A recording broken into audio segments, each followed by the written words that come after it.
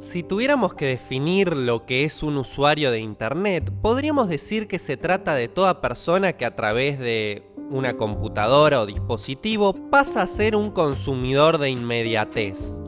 Cuando hacemos una búsqueda en Google, los blogs y otros sitios web son los patrocinadores de esas respuestas que tanto buscamos, y cuando accedemos a ellos nos encontramos con grandes volúmenes de información segmentada en párrafos o secciones, ideal para que a través de un escaneo rápido, vos como usuario, determines qué es lo que querés encontrar entre tanta data acumulada. Lo mismo pasa con los memes, sobre todo los que tocan temas filosóficos, que muchas veces buscan introducir a las masas en la filosofía o a un campo de pensamiento como comida rápida, hamburguesas de McDonald's que no tienen que ser deliciosas, sino que salgan rápido para ser consumidas de cualquier forma. El problema con esto es que resumir lo abstracto a un concepto simple como una imagen con una frase y el filósofo o pensador en cuestión puede llegar a difuminar el verdadero significado que el autor quiso realmente expresar. Por esa razón, te traemos frases que en internet circulan y que por ende terminaron por malinterpretarse. 5 frases filosóficas que entendiste mal. El fin justifica los medios, de Maquiavelo. Probablemente te cruzaste en Instagram con esta frase seguido a la cara de este tipo, el Don Maquiavelo. Bueno, esta es una horrenda malinterpretación, primero que nada porque él no dijo esto. Cuando tenía 15 años me gustaba leer libros de gobernación y poder, por eso me acerqué a leer El Príncipe de este mismo sujeto. En ningún lugar del libro vas a encontrar que él pronuncia estas palabras. De hecho, si queremos analizar quién las dijo, lo más cercano históricamente que tenemos es a Napoleón, diciendo triunfad siempre, no importa cómo, y tendréis razón. Que no es exactamente lo mismo, pero por lo menos aproxima. Lo interesante es que todavía podrías estar pensando, bueno, pero si él no dijo esta frase, capaz lo pensaba. Y acá también te equivocás, porque El Príncipe es un libro que desarrolla la idea de mantener una dinastía gobernando, hasta incluso usando la crueldad. Por lo cual no es cualquier fin, es el fin de gobernar. Tampoco puedes hacer cualquier cosa todo el tiempo. Vamos a poner de ejemplo la crueldad. Y es loco porque es bastante objetivo explicándote cómo aplicarla. De hecho, capaz me decís, es el libro que se leyó Maduro. Y la verdad que si lo leyó, lamentablemente no lo entendió. Vamos a citarlo. Puede llamarse crueldad bien usada la que se lleva a cabo rápidamente para lograr la firmeza en el poder y después no se insiste en ella. Algo que Maduro nunca captó. Los penes. Yo solo sé que no sé nada. Sócrates. El mundo no solo está lleno de falsos entendimientos, sino que además está compuesto de ignorancia fingida o la divulgación de cosas de las que se tienen total desconocimiento. Yo solo sé que no sé nada es una frase muy popularizada en cada quicio cerebral de cuánto mortal pisa esta tierra, que se dice y expresa no por malentendido, sino por ser carente de entendimiento. Aunque resulte evidente su significado para algunos, otros ignoran que partiendo de una frase que de buenas a primeras puede parecer simple, se originaron las demás ramas subsiguientes del pensamiento filosófico de siglos posteriores. Y no fue expresada a modo de ineptitud o grandielocuencia para esquivar la respuesta correcta a una pregunta compleja, más bien todo lo contrario. Entonces, ¿qué significa que Sócrates solo sabe que no sabe nada?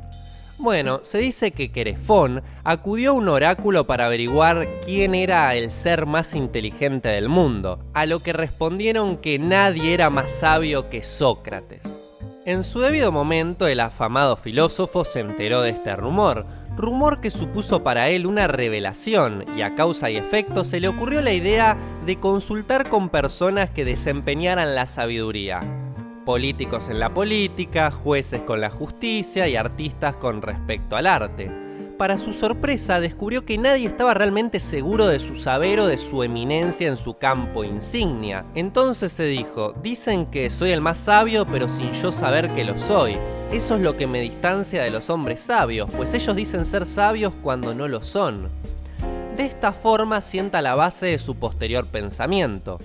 El más sabio de los seres humanos es aquel que sabe que no vale nada en lo que se refiere al saber. Es decir, las personas creen saberlo todo dominando el tecnicismo y aprendiendo de memoria números y frases, pero desconocen realmente la esencia de cualquier disciplina que desempeñan, desconocen la forma en la que hay que vivir. Ya sabés que para la próxima esta frase no hay que tomársela a la ligera o utilizarla a modo de respuesta irónica escudándonos de nuestra propia ignorancia. El no saber es el mayor regalo de la avidez por aprender cosas nuevas. A veces un cigarro es solo un cigarro. Sigmund Freud. Esta frase dicha por el padre del psicoanálisis no es un cuento de una cuartilla que normalmente se escuche entre sus seguidores, pero sí que su significado está presente en nuestro día a día cuando hacemos vida social, laboral e incluso personal. Pero su significado intrínseco, aunque conozcamos o no la frase, también se ve tergiversada por nuestra falta de razonamiento lógico, ya que algo tan sencillo puede alegar algo más complejo. De hecho, las tres preocupaciones más destacables en un ser humano es el sexo, la supervivencia y la muerte. Y de los tres aspectos hacemos chistes o bromas para demostrarnos en el fondo que en realidad todo está bien y que en nada fallamos con respecto a esta alegoría de la vida. Pero no por eso debemos correlacionar una cosa con la otra. Los chistes sobre suicidios no tienen nada que ver con nuestra asunción sobre la muerte. Así como tampoco los símbolos fálicos tienen algo que ver con nuestra sexualidad o cómo nos desenvolvemos en el ámbito sexual y psicológicamente. Un cigarro es solo eso, un cigarro. Y no confundan las cosas. La felicidad es solamente la ausencia del dolor. Schopenhauer. Schopenhauer no dejará de sorprendernos nunca con su versión acerca de la metafísica con la que funciona esa fuerza misteriosa que controla los hilos de nuestra existencia. Como ya te dije en un video anterior, Schopenhauer es el fiel estandarte del pesimismo y como pensador que fue, es objeto de estudio correlacionado con casi cualquier esquema de pensamiento que se investigue para, digamos, agregarle algo de sabor al caldo. Para una persona promedio podría llegar a tomarse muy a pecho lo de crudamente sugerente que este señor explicaba la realidad a la que estamos condenados a morar, pero vendría siendo como una pirámide. Vista desde una perspectiva panorámica, es una simple superficie plana, pero si te colocas desde otro ángulo, vas a notar sus diferentes caras. ¿Qué ocurre con la felicidad y el dolor? Así como la oscuridad es la ausencia de luz, lo mismo con el dolor, decatando lo que percibimos como felicidad. Pero ambos polos de la naturaleza humana están puestos siempre sobre una balanza, y como todo, mientras se mantenga en perfecto equilibrio, será perfecto, tal como lo dijo Thanos. Si el dolor que experimentamos puede pesar y de repente arrojamos en la otra bandeja una expresión de felicidad, por unos segundos la balanza adquirirá un movimiento brusco en el sentido contrario en torno a su eje, y a la mínima experiencia de esa euforia o sentimiento agradable, volverá en brusco descenso. Cuando la balanza está en perfecta calma, experimentamos plenitud y equilibrio. Algo que no es posible si no se está consciente del dolor inherente y la felicidad condicionada. No podemos pensar que la felicidad lo es todo, porque de ser así viviríamos en una utopía, y las utopías, así como el comunismo, no funcionan. ¿Es el hombre solo un fallo de Dios o Dios solo un fallo del hombre? Friedrich Nietzsche. Así como este y otros aforismos de la misma índole como Dios ha muerto, Dios sigue muerto y nosotros lo hemos matado, estas frases son las que más caracterizan los memes de filosofía con aleación del prominente mostacho de Nietzsche para darle fuerza a un razonamiento que de seguro todos habrán concluido al leer. Dios no existe, nada más lejos de la realidad, ya que esta expresión no tiene nada que ver con la creencia o no creencia del ser en cuestión. Para entender a Nietzsche, así como cualquier otro pensador que destacó en su respectiva época, tenemos que abordar el contexto de su tesis tomando en cuenta los estigmas históricos que paladeó de cerca. La Rusia zarista, la revolución industrial y el constante antagonismo entre el capitalismo de la burguesía y las ideas comunistas de Marx, y del que empezaron a surgir los primeros vestigios de existencialismo basado en el desastre y resurgimiento de estos hechos. Lo que tienen en común estos fenómenos es que ya no hay nuevas deidades influyendo en la política, ya no hay avatares como los egipcios ni espiritualidad como en el cristianismo, sino burguesía, pura y enteramente burguesía a manos del hombre, ya que este es el que tiene el control total del curso y destino por el que el barco emprende la travesía. Es decir, somos enteramente dueños de nuestra propia realidad sin que el ateísmo o el cristianismo impacten verdaderamente en nuestras vidas. Para ilustrar todo esto un poco mejor, por el lado del comunismo, la idolatría ya no se hace a imágenes religiosas, sino a sus líderes rojos, mientras que el capitalismo lo son las marcas comerciales más potentes y emblemáticas del mercado. De hecho, el verdadero Dios nace del desconocer cualquier ser cósmico o influencia divina, ya que el verdadero Dios se encuentra en nuestro interior.